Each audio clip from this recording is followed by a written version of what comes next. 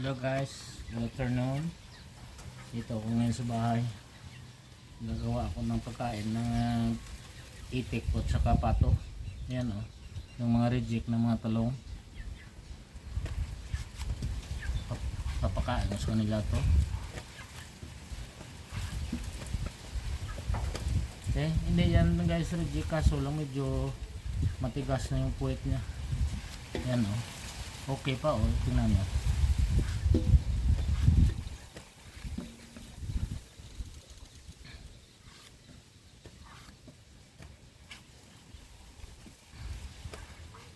Yung iba may turak na rin. Sayang. Gusto ito ng mga alaga ko.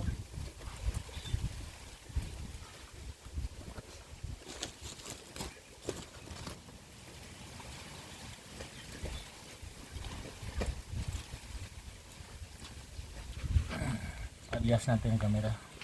Yan.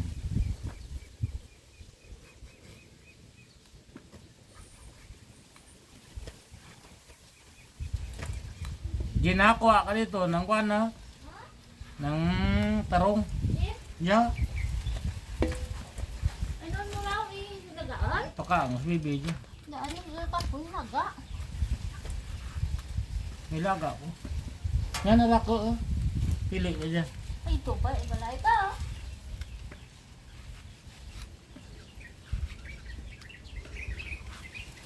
Dati ito taon na kanyagaon. Daan daw daan. Daan ko dyan? Yara ko pa dyan ha. Pili dyan. Ano ko? Nakakaroon ubos. Kurun na karong kiyat. Aki agad. Paano kami sa ako, di ba? Ngayon,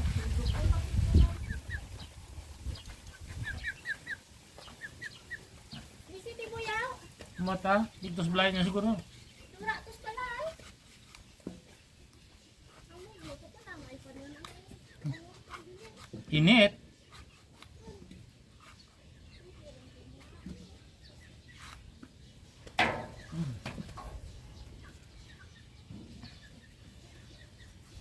Kailangan ko guys magtipid ng pagkain ng alaga ko.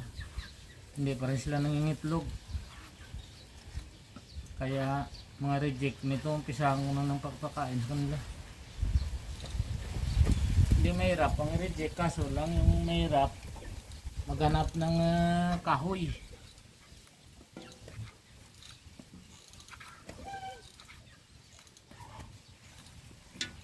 Magluto ba? Eh kung sa gasol ko ilutuin ko siguro gasol ko mga hindi maabutan na isang buwan. Yan na, makuha na siya, gurang na. May itim na yung liso niya sa buto niya sa loob.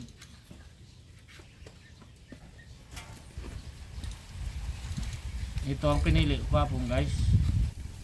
Kung mga panood na sa vlog ko, na-upload ko na yun.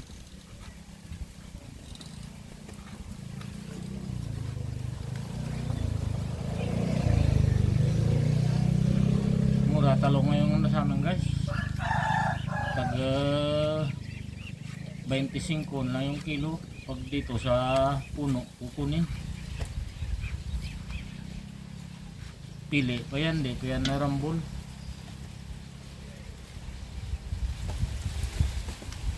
Yung mga maliliit na ganito kaliit, tag 5 piso, kuha nila 8 ang kilo. Kaya ewan ko lang kung makarecover kami dyan. Pero tataas pa rin yan. Taas baba naman yung presyo ng gulay ngayon.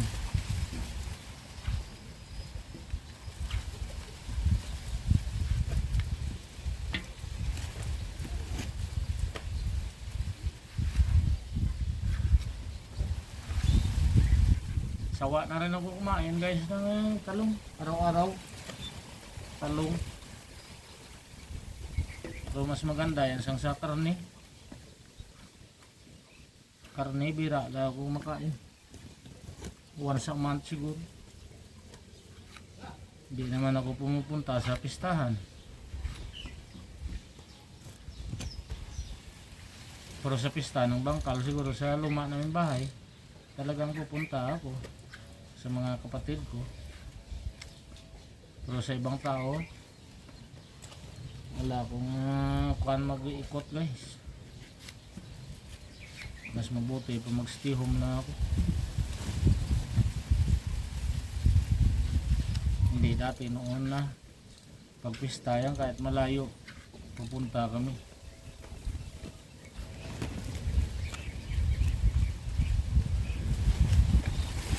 Lalo na ngayon na pag matagal yung tayo ko, sumasakit yung paa ko.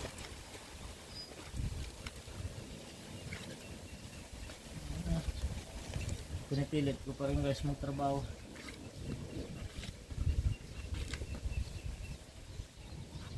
Hindi naman ako mag-upo ng buong araw sa bahay.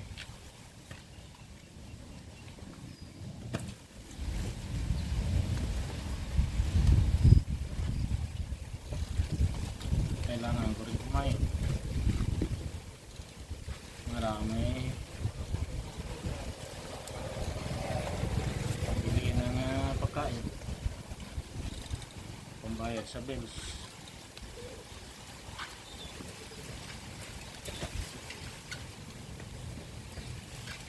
Mahirap na lumasa ka lang sa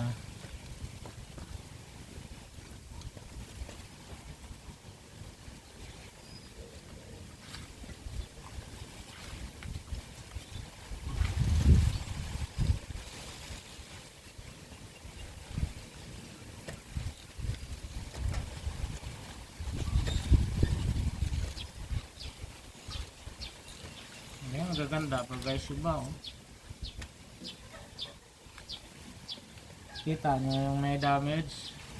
Ito damage niya. Yan lang yan. See? Look. Sa loob maganda. Pero siyempre pag sa market walang bibili niyan kasi may damage. Sabihin nyo na sayang ang pera mo. Sayang pera nila magbili.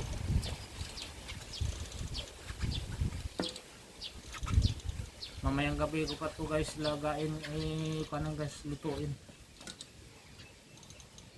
para sa hapunan nila.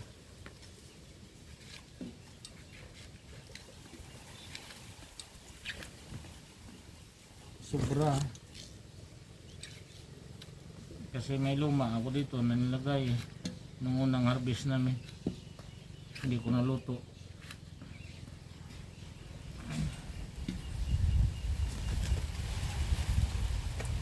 Medyo sama pakiramdam ko ngayon ay sobrang init kahapon doon guys sa labas. Gumawa ako ng munggo ko.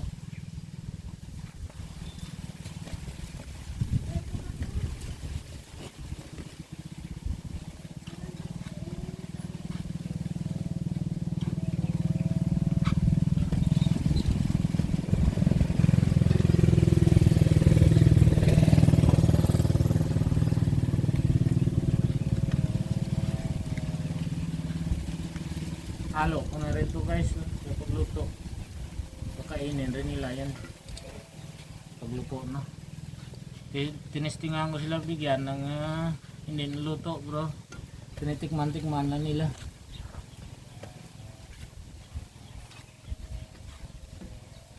Halo ko to sa ilutuin ko to tapos ihalo sa kama nila pagkain.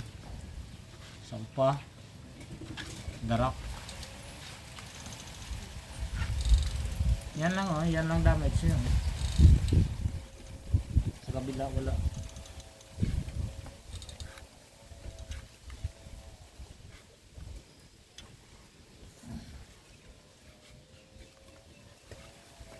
Minsan nga buo na lang yan nilagay ko. Pag tinatamad ako mag iwa-iwa dito eh. Huwag ka dyan.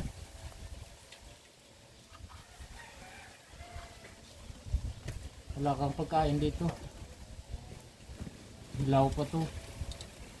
Mga alaga kong manok guys. Binabantayan lang nila yung kuwan ko. Kung saan ako pupunta. Sunod-sunod hingi ng pagkain. Ngayon sanay kasi.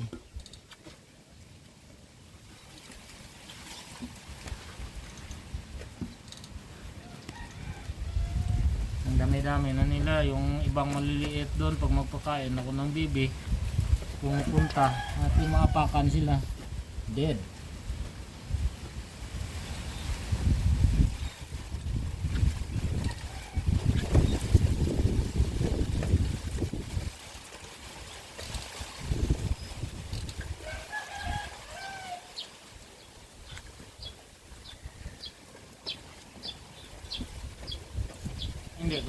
Hindi ko to guys maubos ng luto. Ilagay ko to suka. Ha? Bakla. Ano yan? Ang manok ko dyan. Nagkaya lang freezer ba ka? Ano kina ako, kamunggo dyan. Ha? Naghatok ko. Nagkaya lang frigidaire ba ka? Kainin pusa.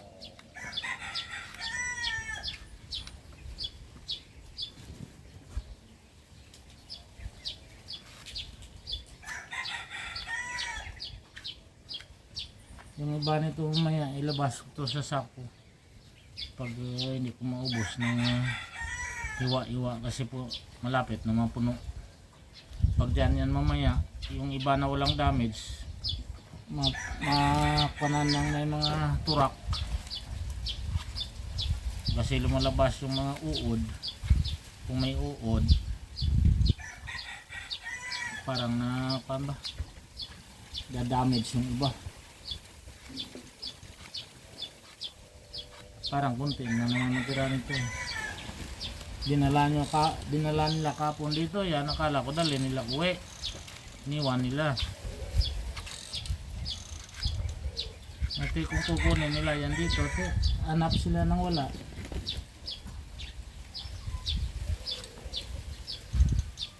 Yan o. Damage na yan. Dito lang yan o. Yan. Pangalawa yan wala na oh. Okay na oh.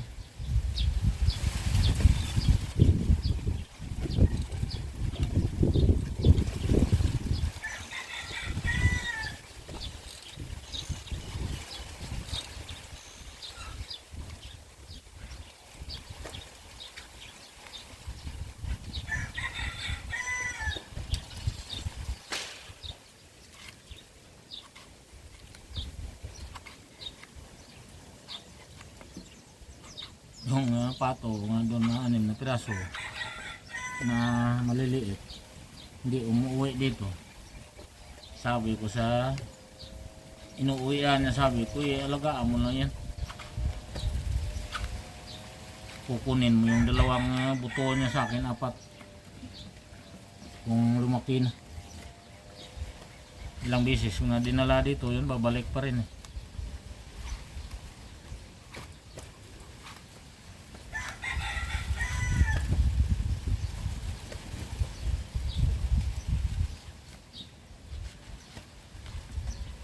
Tama yan guys, ang may gas-gas oh. Oh, may damage na sa labas. Sa loob niya okay oh. Pero na to guys.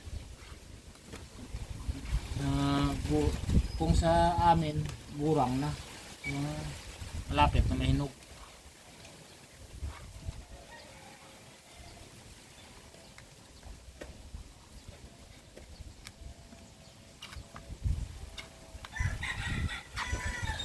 Sa gas ko na lang ito lutuin. Parang tinatamad ako pang sa labas doon.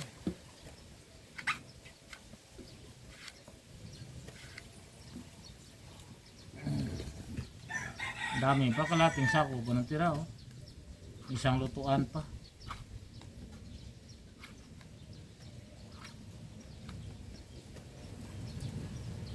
Ilagay ko yan siguro sa kaing para mahangin.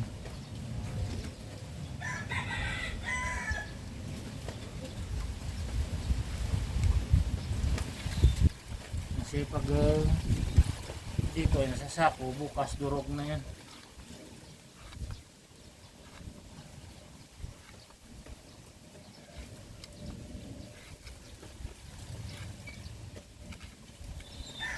Malapit naman puno guys eh.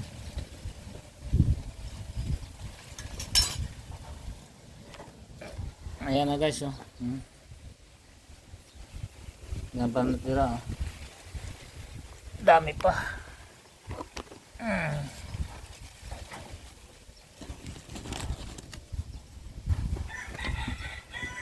Basa na nga guys, oh.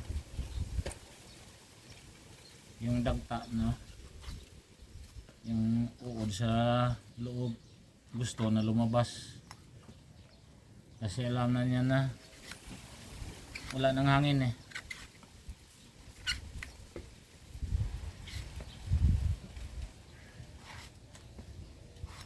Ngayon ay wala nang chemical to guys, hindi ko na to pinapa-sprayan sa kanila.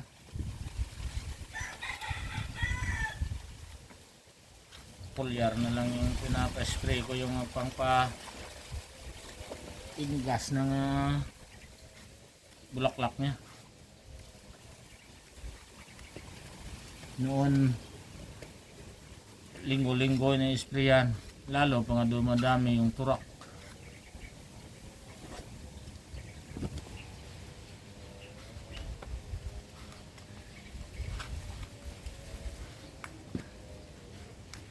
Nilagay ko na gayain sa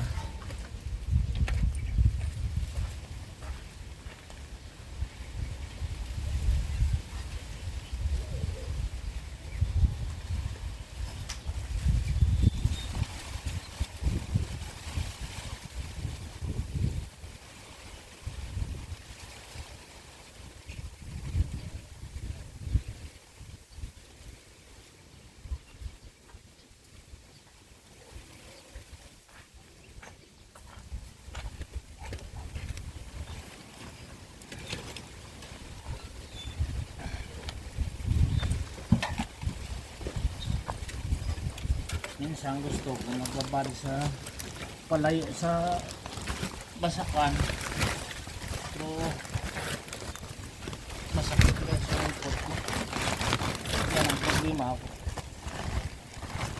Gusto ko naman ng trabaho, masakit ang likod ko.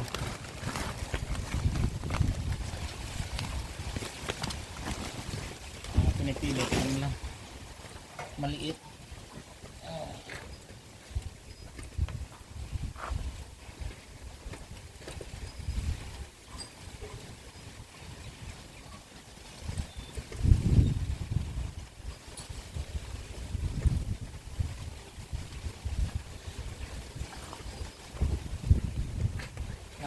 Sobrahan ako guys ng trabaho sa ibang bansa na walang pahinga ang araw tayo.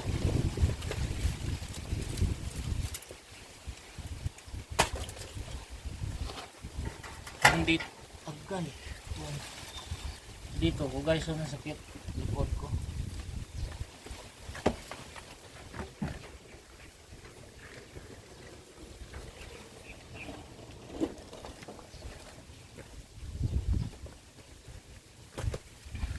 Yan, para may hangin, matutuyo. Isang lutuan pa yung bukas.